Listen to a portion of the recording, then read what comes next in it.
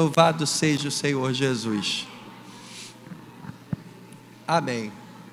Bom, coloque a mão no teu coração assim e diga comigo: Senhor Jesus, fala ao meu coração, que a tua palavra possa me alimentar nesta manhã e me fazer crescer.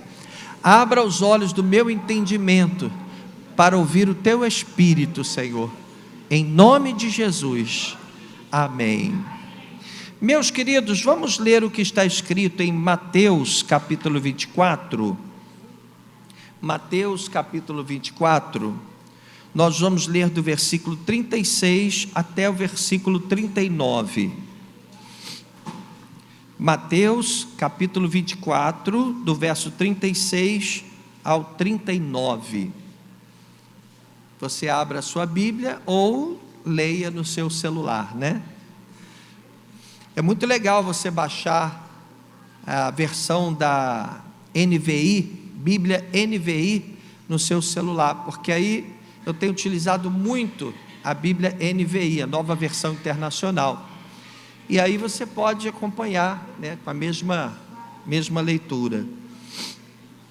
Diz assim a palavra do Senhor: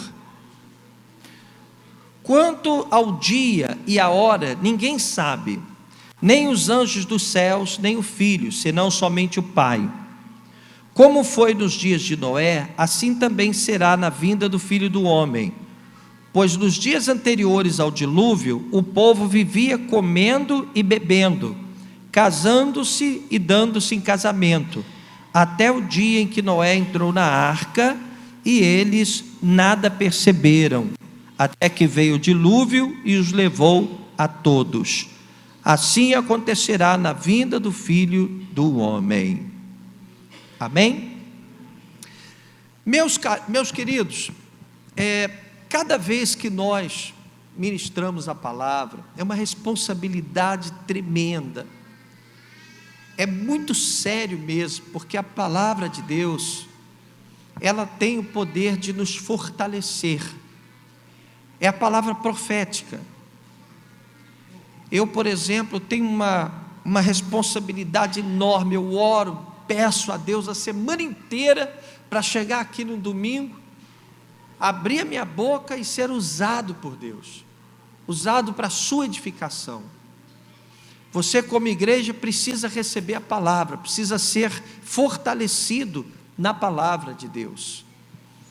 Se você estiver forte, você vai resistir melhor os dias maus, os desafios que são inevitáveis, você vai poder ser útil ao reino, Deus vai poder usar você.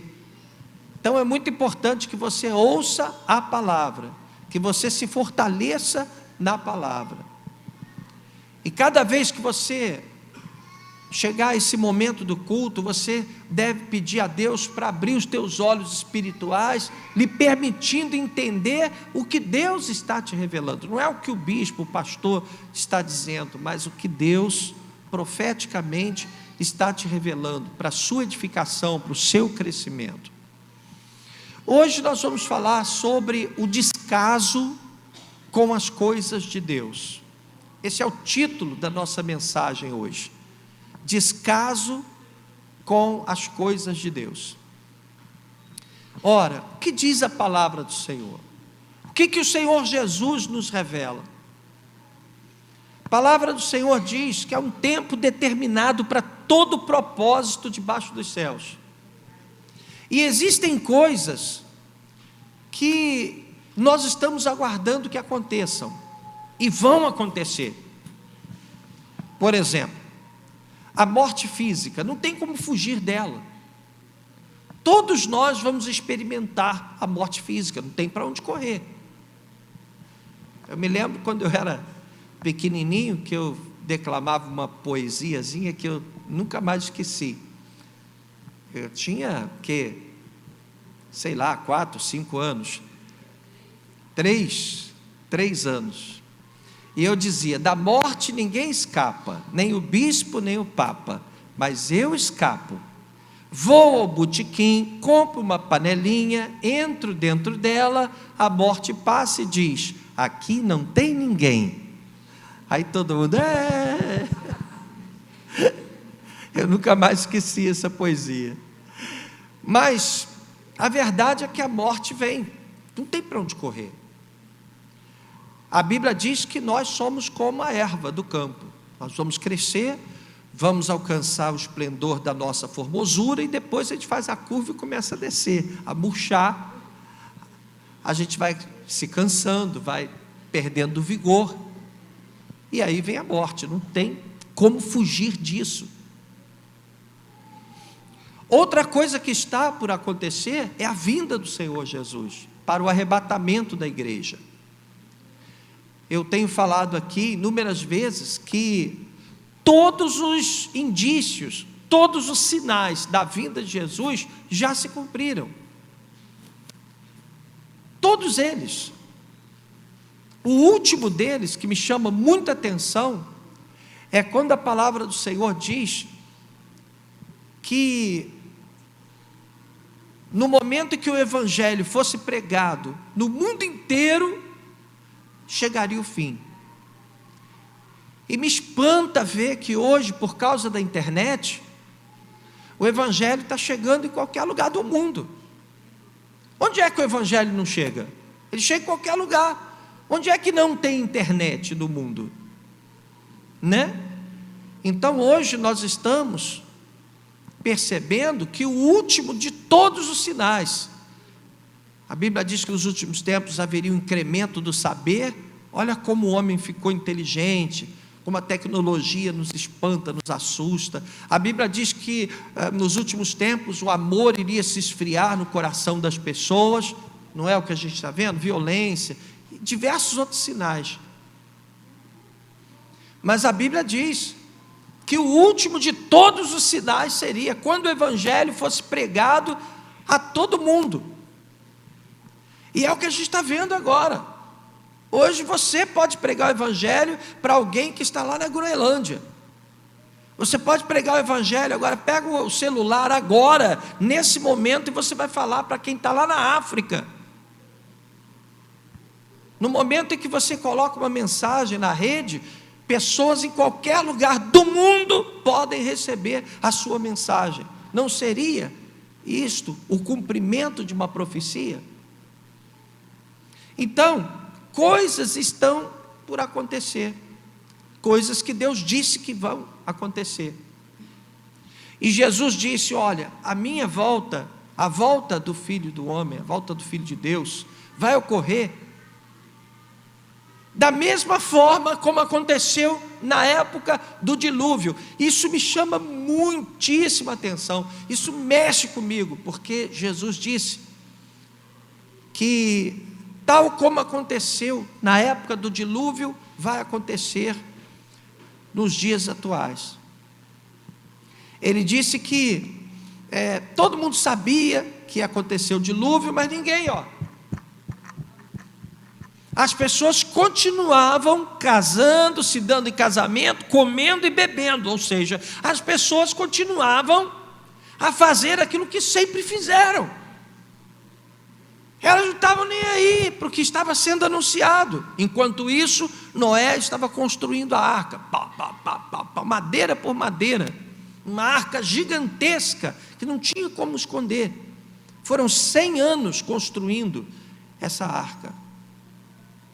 E as pessoas passavam para lá e para cá, estavam nem aí. A Bíblia diz, quer dizer, o Senhor Jesus disse isso, que eles continuaram comendo, bebendo, se casando e se dando em casamento. Essa expressão mostra o quê? Que eles continuaram vivendo a vida deles normalmente,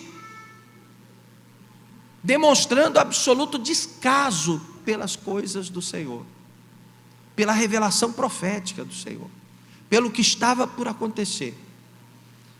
E aí a gente percebe que nos dias de hoje, a gente acaba fazendo a mesma coisa. Mas Jesus disse que isso ia acontecer. As pessoas vão para a igreja, ouvem a palavra, as pessoas tomam conhecimento do que vai acontecer, mas elas continuam colocando muitas vezes Deus em segundo plano, sem perceber Você vai colocando outras coisas como prioridade. De repente você está sendo enquadrado naquela palavra do Senhor Jesus. Você está comendo, bebendo, casando e se dando em casamento, ou seja, você continua indo para a academia, continua indo para a escola, continua fazendo compras, continua indo ao dentista, continua com o seu Spotify, continua com o teu Instagram, continua com o teu Facebook, você continua com o teu WhatsApp, você fala com um, você fala com outro, e vive como se nada estivesse para acontecer de especial. É como se você não tivesse nem aí. Meu Deus, será que vai acontecer? Será que Jesus vai voltar hoje? Será que eu vou morrer essa semana? Ninguém pensa nisso. Será que eu vou estar aqui domingo que vem? Será que depois desse carnaval eu vou estar aqui? Será que eu vou ter tempo de falar de Jesus para uma pessoa querida, um filho, uma pessoa amada, até que termine os dias de carnaval? Será que eu vou ter tempo? Será que eu vou poder fazer algo para salvar a minha casa? Eu vou ter tempo para isso? O que fazemos? Comemos, bebemos, nos casamos, nos damos em casamento. Ou seja, continuamos fazendo aquilo que sempre fazemos e muitas vezes demonstrando absoluto descaso para com as coisas do Senhor. Isso é sério demais. Isso incomoda os verdadeiros pregadores da palavra. Quando você vê que a igreja está inflamada, que Deus tem projetos para a igreja, projetos ousados, projetos necessários, e Deus fica querendo abençoar a tua vida, abençoar a vida de outras pessoas. Deus fica esperando que você se posicione, que a igreja se posicione. Deus fica esperando que a igreja se santifique, se consagre, que a igreja se entregue mais e viva mais os projetos de Deus. E aí você percebe que a igreja, como um círculo de machambomba, né, como se diz, como uma máquina, continua fazendo sempre as mesmas coisas, A, B, C, D, A, B, C, D, A, B, C, D, como se fosse uma máquina. A igreja continua comendo, bebendo, casando e se dando em casamento, comendo, bebendo, casando e se dando em casamento. É uma máquina. E aí os projetos de Deus, muitas vezes, são retardados. Muitas vezes Deus quer usar você para fazer coisas grandiosas demais. Deus quer usar você para salvar a tua casa, para salvar a tua família, para provocar uma revolução por onde quer que você ande. E você é alguém com a lâmpada apagada, a lamparina está apagada, porque você continua comendo, bebendo, casando, se dando em casamento, comendo, bebendo, casando, se dando em casamento. É uma máquina, uma máquina de 4 tempos. Você entende?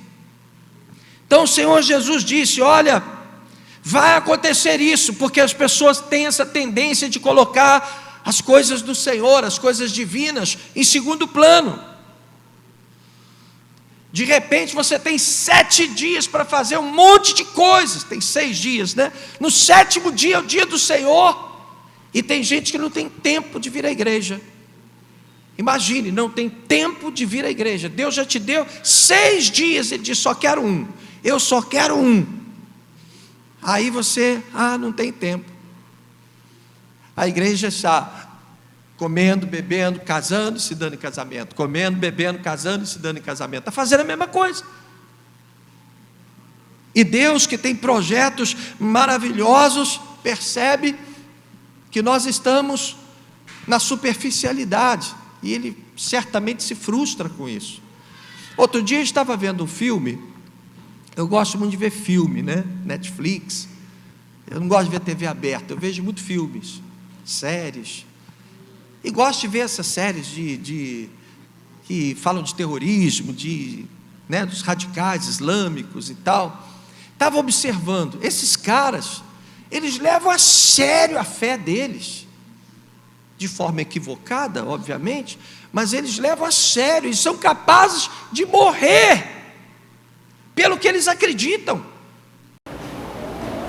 Eles colocam um cinturão cheio de TNT, cheio de bomba, e se explodem no meio de um aeroporto cheio de gente, matando crianças, matando mulheres, pessoas inocentes, e eles o fazem por causa da fé que eles têm. Quer dizer, eles vivem o que eles acreditam. Errado, tudo bem, um absurdo, né? Nós de maneira alguma concordamos com o que eles fazem, mas o que chama a atenção é o nível de comprometimento deles, que eles são capazes de se dar, são capazes de morrer por algo que eles acreditam. Imagina você, se eu dissesse para você, olha, hoje você vai morrer pelo reino. Hoje você vai morrer, você vai ali, vai fazer isso, vai tirar a sua vida pelo reino. Imagina! Como pode isso? Outro dia estava vendo também os cristãos que estão sendo perseguidos. Existem cristãos que estão sendo decapitados, que estão sendo mortos. Eu não sei se vocês viram aqui recentemente um vídeo de cristãos incendiados, vivos, por causa do cristianismo. Quem viu? Estava rodando aí no Facebook e tal, pegando fogo, botando fogo nos cristãos.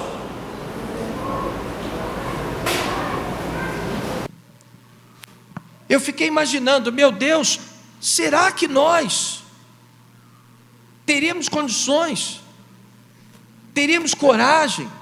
Será que a igreja, de uma forma geral, teria a ousadia, a coragem de morrer pelo Evangelho? Que é muito fácil você chegar aqui na hora do louvor, Senhor, a minha vida pertence a Ti.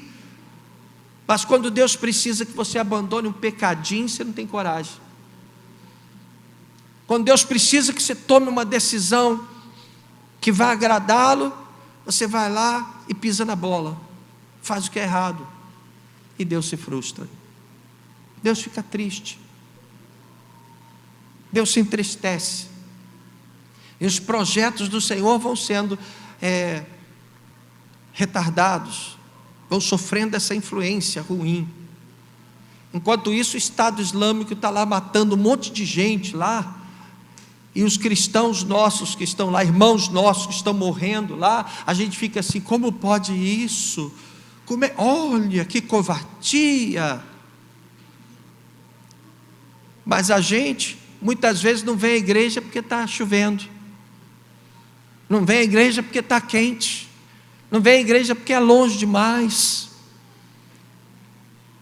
não vem à igreja porque essa semana nós trabalhamos muito, estamos muito cansados. E com isso a gente vai entrando nessa máquina, comendo, bebendo, casando, se dando em casamento. Vamos falar comigo? Vamos. Comendo, bebendo, casando, se dando em casamento. De novo. Comendo, bebendo, casando, se dando em casamento. É uma máquina. É uma máquina de 4 tempos. Quem conhece motor aí sabe do que eu estou falando. Não para. A gente entra nesse ciclo vicioso e acaba sem perceber colocando Deus em segundo lugar. As coisas do Senhor ficam para depois. Não é o que você diz, não combina com o seu discurso. Quando Pedro disse, Senhor, eu te amo, Jesus disse, então apacenta minhas ovelhas. Pedro, tu me amas mais do que esses peixes? Claro que eu amo, Senhor, então apacenta as minhas ovelhas. Tem que haver coerência entre o que você diz e o que você faz. Qual é o problema do Evangelho hoje? O problema é que tem muito cristão que fala uma coisa e faz outra, escandaliza. As pessoas ficam ouvindo aquilo, mas fulano não está na igreja, ele não fala isso, mas está fazendo tudo errado. Então ele escandaliza o Evangelho. Por quê? Porque se coloca as coisas de Deus em segundo plano. É um descaso com a revelação do Senhor, é um descaso com as coisas de Deus. O grande problema disso é o que vem depois. Quando você percebe que perdeu oportunidades de fazer a coisa certa. Quando você percebe que a tua casa caiu porque você escolheu o lado errado. Quando você nota que poderia ter mudado uma situação que agora você já não será mais de mudar. Imagina, por exemplo, aqueles, sei lá quantas pessoas tinham na época do dilúvio, aí todo mundo olhando, água para todo lado, e até aquele momento eles não conheciam o que era chuva, não havia chovido ainda sobre a face da terra, eles não sabiam o que era chuva. Imagina, começa a cair água do céu, água para todo lado, e aí começa a encher, e de repente eles começam a se afogar, e aí eles olham, a arca está lá, quem estava na arca estava lá. Imagina o que eles pensaram: ah, se eu pudesse voltar no tempo, eu devia ter ajudado esse tal de Noé a construir essa arca, eu devia ter feito alguma coisa, eu devia ter levado a minha família podia estar dentro dessa arca, e não está. Isso dá uma tristeza, dá um desespero danado, quando você começa a perceber que devia ter feito algo, que poderia ter mudado a sua história, que poderia ter abençoado alguém, ou mudado uma catástrofe, evitado um mal maior, e você não fez. Eu quero ser o teu profeta nesta manhã. Não pense que o bispo está aqui para demoestar a igreja, porque antes de subir aqui, eu estava lá dentro pedindo misericórdia ao Senhor. Senhor, o que é que eu tenho que falar para a igreja nesta manhã de domingo? Desde ontem que eu estou perguntando isso para Deus, Deus me revelou agora. Esta é a palavra profética de Deus para a tua vida. É muito perigoso quando você deixa de priorizar as coisas do Senhor, e aí você entra nessa máquina, casando, se dando em casamento, comendo, bebendo, né? A máquina não para, e você começa a viver. Você vai lá, você tem uma semana como qualquer outra semana, você vai sair daqui, tem um monte de outras preocupações que vão ocupar a tua mente, mas aí você vai deixando de fazer coisas que Deus quer que você faça, deixando de tomar providências que Deus quer que você tome, deixando de fazer escolhas que Deus quer que você faça, deixando de dizer não para coisas que Deus quer que você diga não. Você está insistindo em fazer do teu jeito, e o tempo está passando, mas a Bíblia diz que é um tempo determinado para todo propósito, até com relação ao teu pecado, o pecado consciente, aquele pecado que você sabe que existe, você sabe que está pisando na bola. Você está traindo a tua mulher, você está traindo o teu marido, você está quebrando a aliança que você prometeu, que você honrou, que você assumiu. Você está roubando o teu patrão, você está roubando o teu cliente, você está sendo desonesto.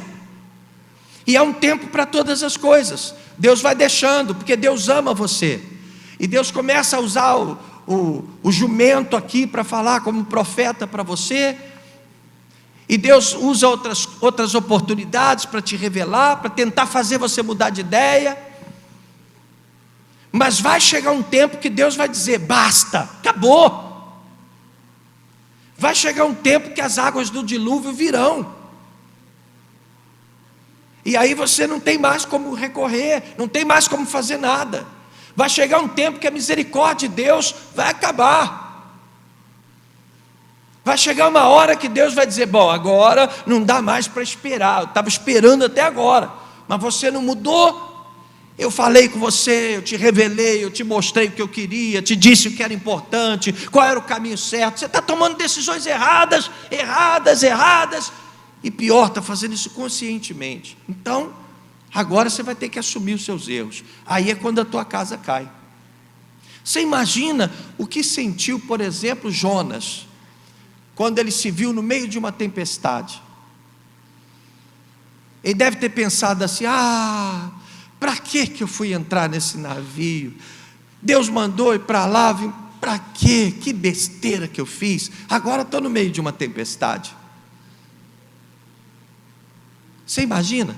Imagina como Saul se sentiu quando ele desobedeceu a Deus e foi reprovado por Deus. Ainda tentou se explicar ainda, não, porque eu fiz o que eu achei melhor para o reino. Desobedeceu, foi reprovado.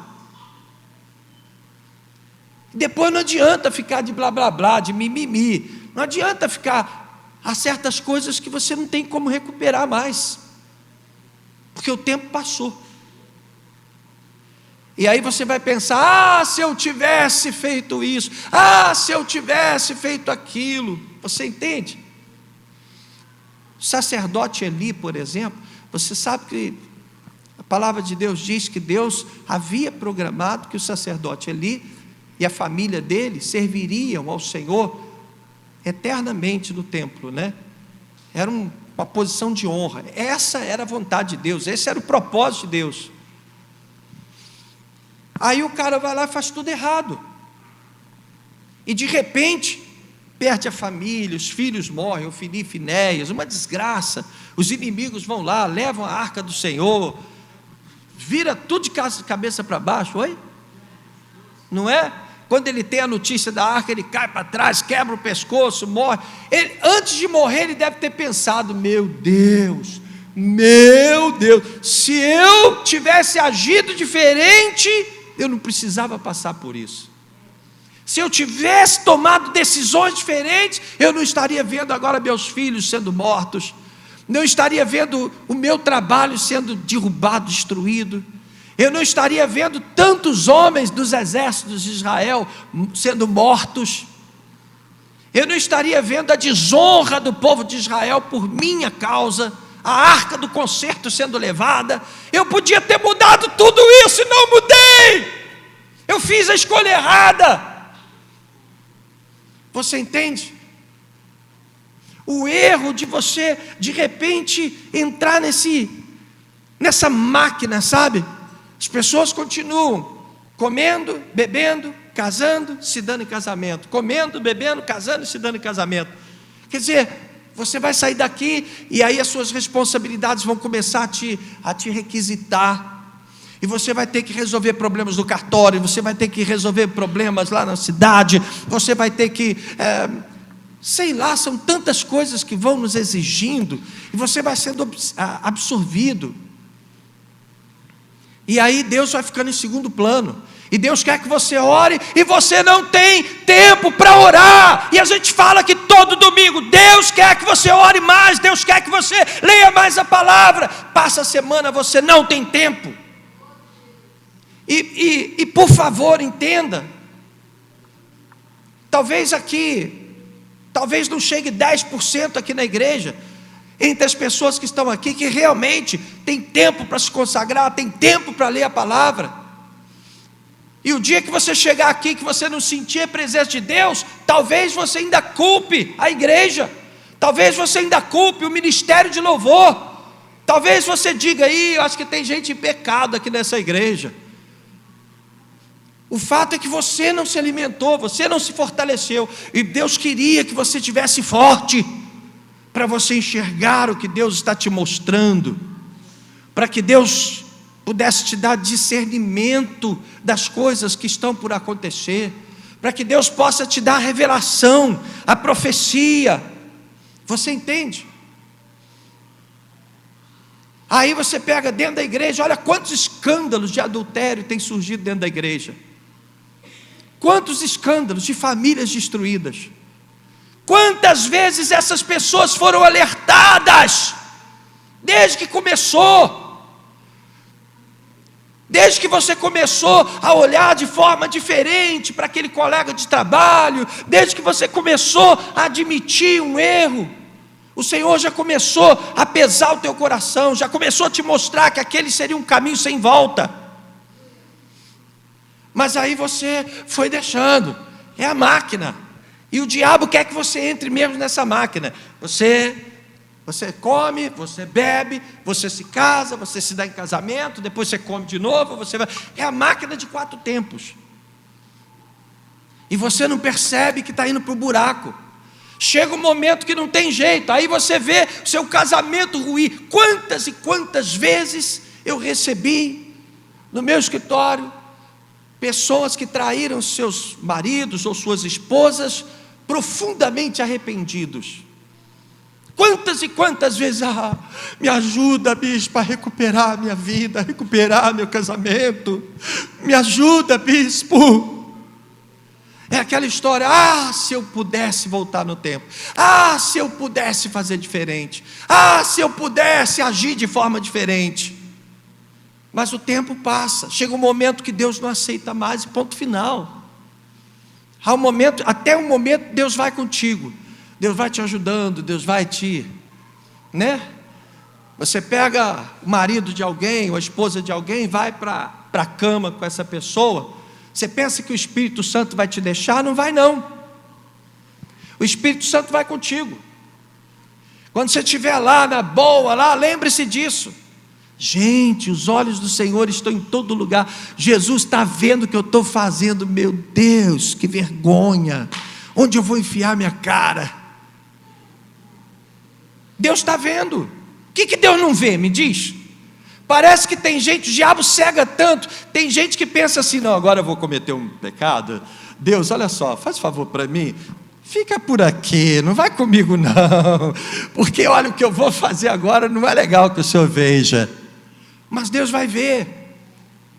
Jesus vai ficar chorando, olhando para você, vai ficar ali do teu lado, olhando você ali, nua, fazendo o que não era para fazer, e triste. Puxa vida, eu tenho um propósito para você tão grande, meu filho, não faça isso, minha filha, eu tenho coisas tão tremendas para você, eu estava contando com você para fazer tanta coisa legal, você está impedindo que as coisas aconteçam, você está quebrando meu propósito, Aí Deus pode tolerar um tempo, mas vai chegar uma hora que Ele vai desistir de você. Ou Ele vai pensar assim, não, eu tenho que deixar Ele quebrar a cara, porque aí Ele volta. Aí Deus vira o rosto, só um pouquinho que Deus vira o rosto, aí vem Satanás, é agora, e deu brecha. Deus virou as costas, agora é comigo.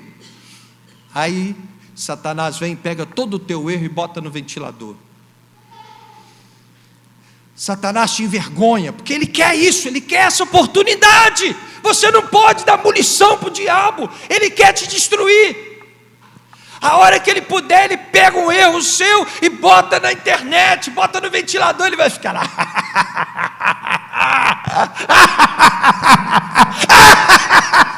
Ele vai ficar rindo de você.